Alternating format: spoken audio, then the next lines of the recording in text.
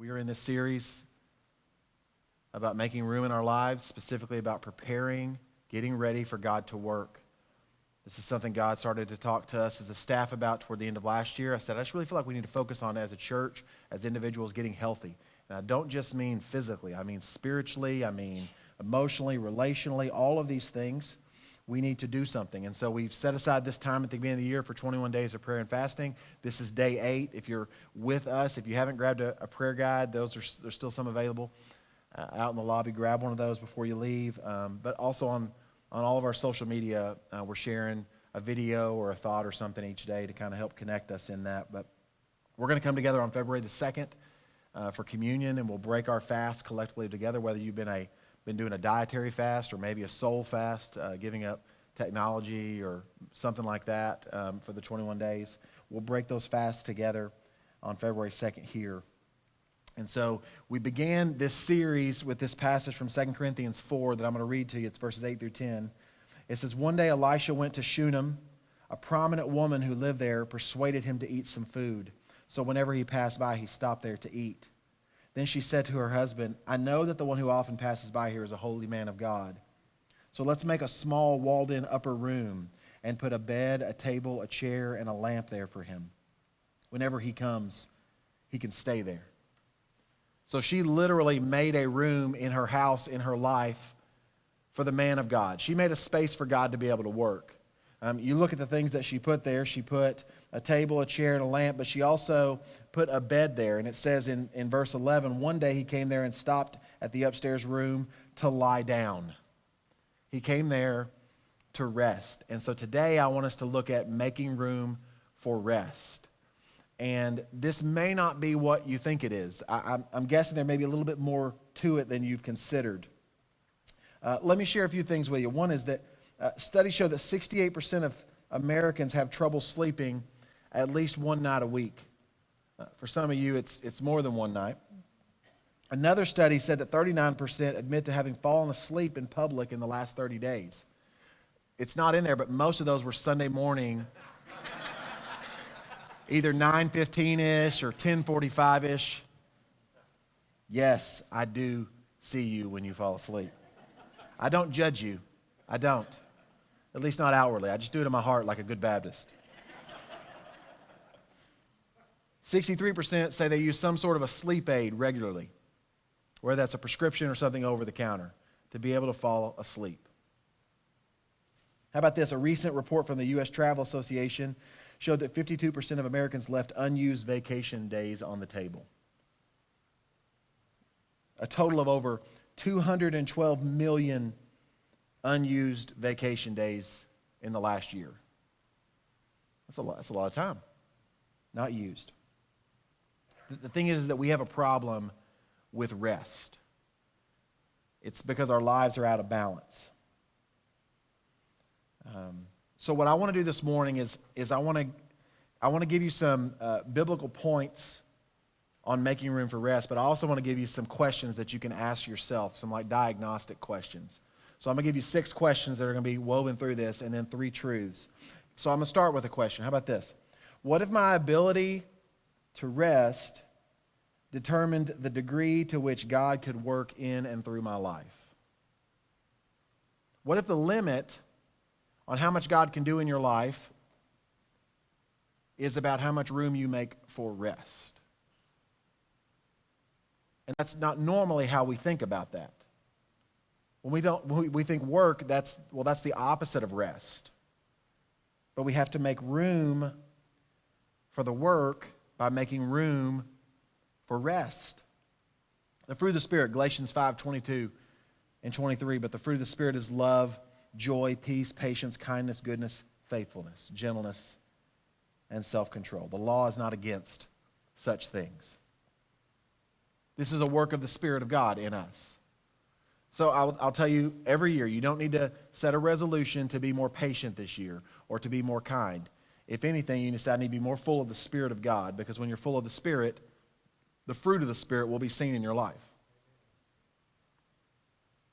But when we're talking about a work of the Spirit of God, we're talking about a spiritual work, we don't often consider that we are also physical beings. And when we are physically out of line with God's design for us, it impacts us spiritually. In other words, like the fruit of the Spirit vanishes when you're tired and hungry, right? The most kind and patient person you know, when they're exhausted and when they're famished, the fruit of the Spirit, poof, gone. Because it's not there. The fruit of the Spirit is not love, joy, patience, kindness, and hangriness. It's not in there. So there's this physical thing that happens that tends to get in the way of the work of God in our lives. So it's a limited capacity. So let me ask you another question. What if how I manage rest is more important than how I manage work? How about this? What if my commitment to a rhythm of rest has more impact on my long-term fruitfulness than how hard I work? You see, we have to make room for rest, and we do that when we embrace God's design for us. In Genesis 1:26, it says, "Then God said, let us make man in our image according to our likeness." So we're all made in his image. And then he said this, "They will rule the fish of the sea, the birds of the sky, the livestock, the whole earth, and the creatures that crawl on the earth." That is a design for work. He's made us to work. But it's not just random work, it's intentional work. God intended to rule the earth through us.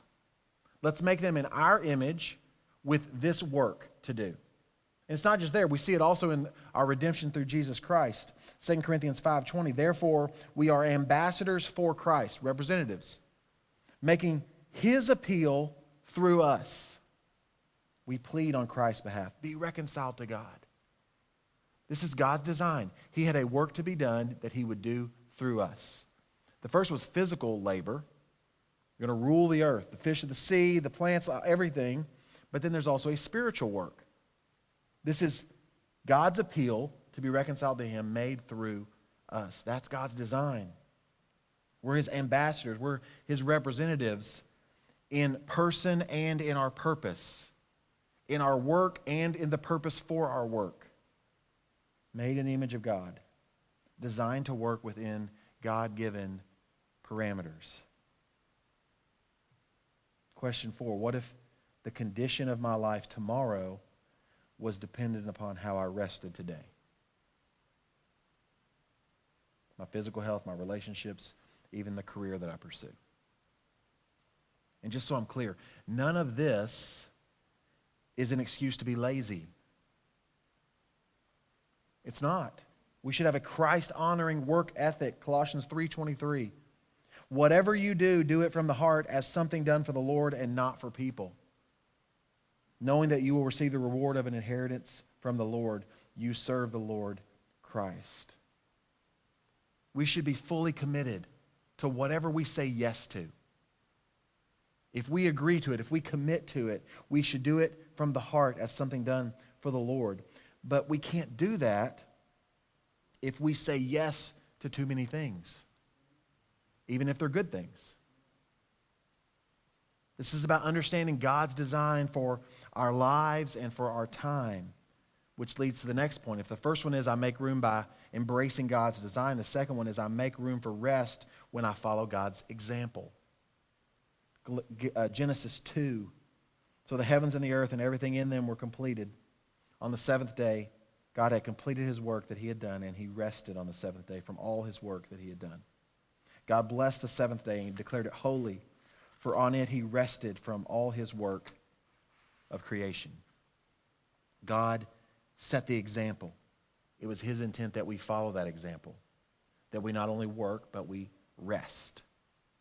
He even commanded it, Exodus 20, "Remember the Sabbath day to keep it holy. You are to labor 6 days and do all your work." That's a command to work. "But the seventh day is a Sabbath to the Lord your God. You must not do any work.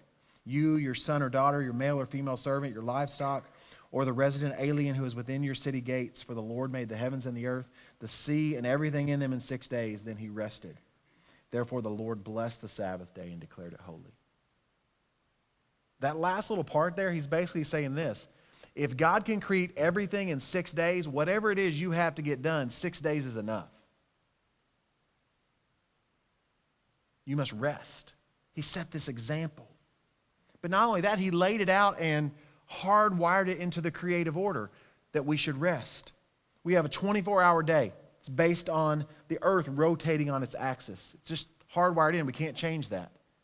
Man, I wish I had more hours in my day. Tough. God, he fixed it. It's not changing. We have 12 months based on the phases of the moon. We have a year that's based on how long it takes for the earth to revolve around the sun. The only metric of time that we regularly use that's not hardwired into creation is the week. So God established the example for that. And he said it'll be 6 days and then the Sabbath. You have to rest. It's almost as though God knew what our human physical tendencies would be, that if he gave us 24 hours of daylight, we would work ourselves to death. So he gave us morning and evening. He gave us seasons. But even within that, he said, you must pause to rest. And I'm going to set the example. Everything that I need to do, I'm going to get it done in 6 days. God commanded us to take a Sabbath rest. And don't forget, God only ever commands for us what is best for us. If he tells you to do it, you need to do it. Not just because you're going to be punished if you don't, because you'll suffer if you don't, because it's what's actually best for you. Do you have room in your life, in your schedule for rest? Or are you running yourself ragged? A friend of mine online shared a story this week, and it's a friend that I've only ever interacted with him online. He's pastored in other areas of the country and actually works with pro-life ministries and runs an adoption organization that helps women in crisis pregnancy situations find homes for the children that they're carrying. He actually has 10 children, I believe 7 or 8 of which are adopted from crisis pregnancy situations. So his family vehicle is a 15-passenger van, as you can guess, with 10 kids. And so he said the other day he looked down and the gas gauge was on empty. So he said, in my adult life, I've never once run out of gas, and I'm not starting now. So he stops to get gas, and when he puts it in and starts to pump, it'll only take like a gallon, maybe 2 gallons. And he's like, there's something wrong with this pump. So he puts it in, drives around to another spot, puts it in, starts trying to pump, won't take any. And he's like, I don't have time for this. I've got something to get to. So he goes on, picks up kids, takes them where they need to go. Later he says, again, I've never run out of gas. I'm not starting now. It says empty. He goes back. It won't take any gas. He calls a mechanic. They start talking that maybe it's blocked, all these things. And then finally he remembers, I got gas yesterday.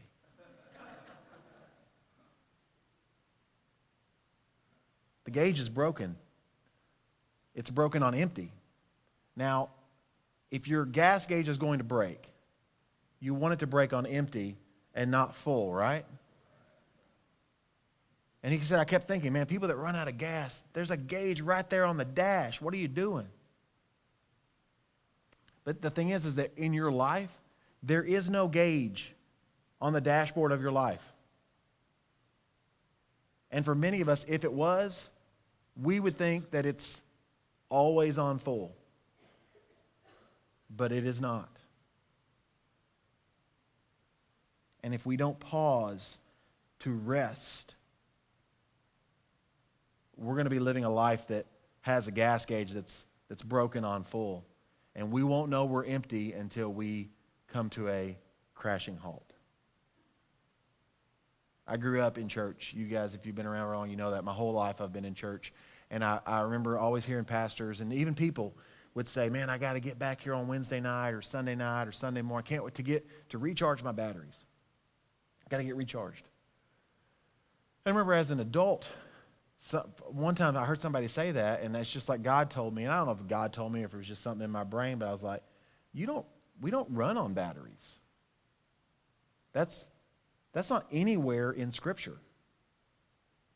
The reality is that we have to stay connected. If anything, we have to stay plugged in. We are not wireless. We're not. Everything in the world is now, right? My phone, I just sit it on something and it charges. I don't have to plug in anything. It's amazing. It's not how we function. You don't need to come back to church every Sunday to recharge. You have to stay connected. Jesus made this clear. He said in John 15, I am the vine, you are the branches. The one who remains in me and I in him produce much fruit, because you can do nothing without me. You see, I make room for rest when I embrace God's design and when I follow his example, but also when I trust him to be my source of provision. That's who Jesus is. What if my fruitfulness depended more on resting and trusting in God than in my determination to work hard? Why do we become workaholics? Why do we leave vacation days on the table? Why do we overschedule our lives? It's either because we don't trust God to provide, or we are seeking meaning and purpose in busyness and activity. A couple of weeks ago, we watched The Sound of Music, which my kids had never seen, and I hadn't seen it in like 20 years, and it was on Disney Plus, and so we've been watching all these old movies lately, reminiscing, and so we watched The Sound of Music. First movie I think my kids ever watched, they had an intermission. They were like, what is this? And I was like, the movie was so long, they had to break it up. But early in the movie, there's this scene with Captain Von Trapp and the Baroness. You may remember it. And she's walking around and commenting on how beautiful it is where he lives. And she says, why are you always traveling and leaving this place? And he makes this statement. He says, well, activity suggests a life filled with purpose. In other words, when we look busy, when we look like we have lots of activity, it makes it appear, not just to others, but even to ourselves, that we have meaning and purpose. When I don't trust in God to provide, not just financially and all those other things, but when I don't trust him as my source of meaning and purpose, what I'll do instead is I will either overwork or I will overschedule. And again, none of this stands in opposition to a God-honoring work ethic. Whatever your hand finds to do, remember Colossians 3? Whatever you do, do it from the heart as though you're doing it for the Lord. So we work hard, but we intentionally rest. Why? Because we trust in God more than we trust in our ability. We trust in God and we believe in him as the source of our meaning and purpose. Here's the thing. Jesus shows that he's our source of success and provision by saying those who remain in me and I in them produce much fruit. But the ones who don't produce nothing. And many of us, that's what we're trying to do. We're trying to unplug 6 days a week and then come back and plug back into the source. And it doesn't work. It doesn't work. It's not just that you don't produce as much. It's not that you're not as successful. Jesus says it's all or nothing. Those who remain in me. But it's not just that. He is also the source of our meaning and purpose. He says this in verse 16 of John 15. You did not choose me, I chose you. But then he says this, I appointed you to go and produce fruit. And your fruit should remain. So whatever you ask the Father in my name, he will give you. You want meaning and purpose? He has chosen you and he has appointed you. You have a task. So I already had a task. It was right there in Genesis. Let's make man in our image. And they are going to rule the earth. I've got work to do, Carrie. You do. You have work to do with your hands. But you have a meaning and purpose that transcends it. I appointed you to produce fruit, and fruit that remains. Many of us, man, we're busy, and we're working hard. We're making a living, man. We're making hay while we can, right? But will it remain? Will it remain? The last question, is the focus and pace of your life going to allow you to live a life of lasting fruitfulness? You could say it this way. Will your kids leave home not just still loving you, but loving the Lord and loving his church and loving the lost? Will you make it to an empty nest, still loving your wife and her still loving you and even knowing each other anymore? Will you make it to retirement with more than a fat 401k, with fruit that remains. I'm not talking about you got enough to last you till you die. I'm talking about fruit that remains, that outlives you, lasting fruitfulness. God has given us a finite number of days, and in that time, he wants us to accomplish things by his power that outlive us. But in all of that, he says, you don't get there by just working harder and working more and working more. You get there by trusting in me and having rhythms of rest in your life. You don't honor God by working 7 days. You don't honor God by overscheduling. You honor him by trusting him and letting your yes be yes and your no be no.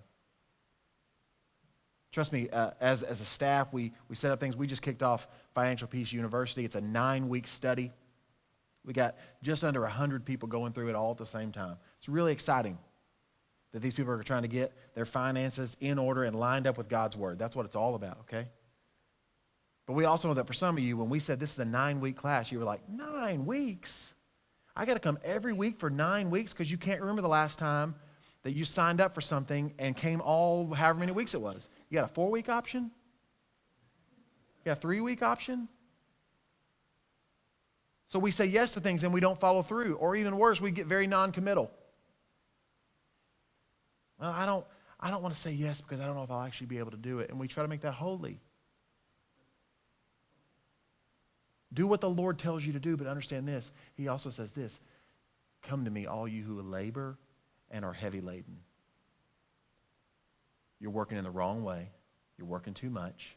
Working for the wrong reasons. You're carrying burdens you were never designed to carry. And I will give you rest for your souls. And from that rest, he then says, now take my yoke upon you and carry the burden that I give you, which never feels like a burden. Will we live lives that produce fruit that remains? Because that's what we want. That's in the heart of everyone. Not just to live a meaningful life now, but we all want to be remembered. We want our lives to matter, not just while we're here, but when we're gone. And Jesus is the source of all of that. That's why he came and lived the life he lived. That's why he died the death he died. I love the words from that song that we sang just a little while ago. You stood by my side and you stood in my place. For those of you who labor and are carrying you're heavy laden, know this, that your Savior, Jesus Christ, went to the cross and with arms stretched wide, he said, hey, it's finished. The work is done. Our work as created beings is not done. We still have days here. There's still tasks ahead of us. But we work from a place of rest. Come to me and I will give you rest. And then take my yoke on you and serve. Let's embrace his design for us. He's made us to work. There's no reason, no excuse to be lazy. We should be the hardest working people in the world. But he also set the example. He said 6 days you labor and then you rest. And when we do that, when we stay connected to him, we produce fruit that remains. May that be true of us. May that be true of us.